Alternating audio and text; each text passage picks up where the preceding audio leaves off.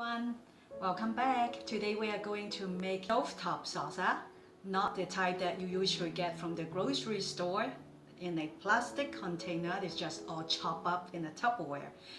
Mine is so much more tasty, like restaurant style, which I love and my family loves it too. And there's another way to make it, is the way that you roast all the vegetable in the oven, and I think my way is as tasty and it doesn't take us long. Let's get started. So here I have tomato, about 4 pounds, and 2 onions.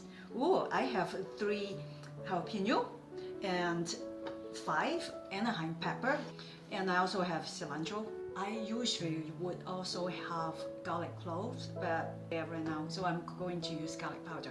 Let's get started. So the trick is, you are not going to cut the tomato really small. You know why? Because we're going to just cook everything and we're going to blend everything up. So just cut everything coarsely, like how I'm doing it, and it's okay.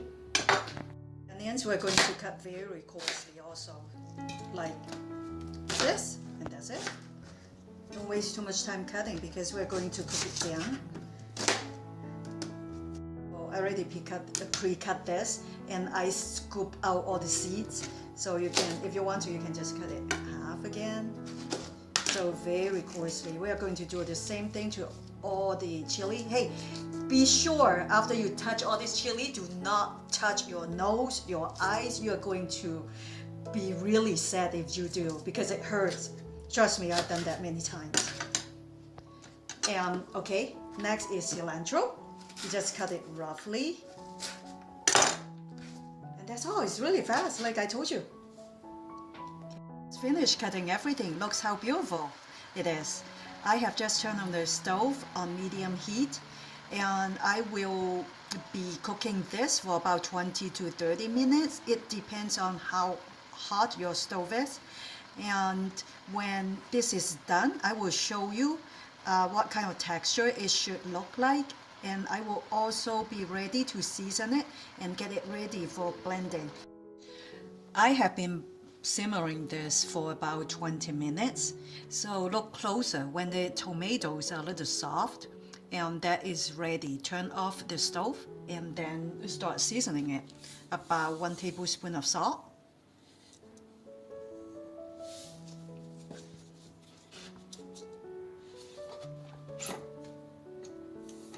or less, depends on how salty you want it.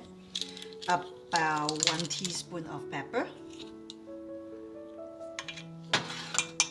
We also want to put some garlic powder, about 2 teaspoons of garlic powder.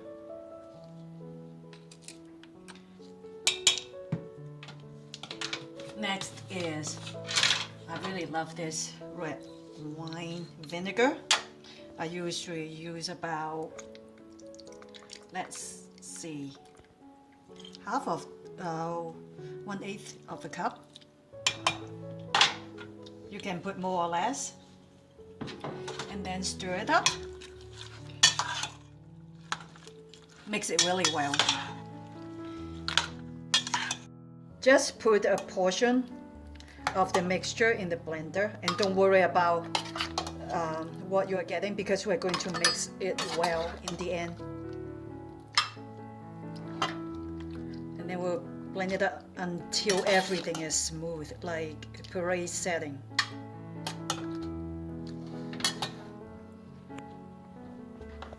Make sure that you have the lid, on top closed very well, because this is kind of warm. And okay, the setting is puree.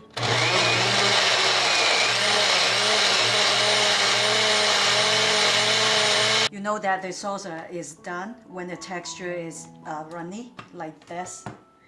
See? Okay, you pour in the bowl. You don't want to pour it back in the bowl that you have been simmering the salsa. So I will go off camera and then keep blending the rest of it, and I will show you the final result. Our salsa is done. Look how beautiful it is. And it smells so good too. And let's have a taste test.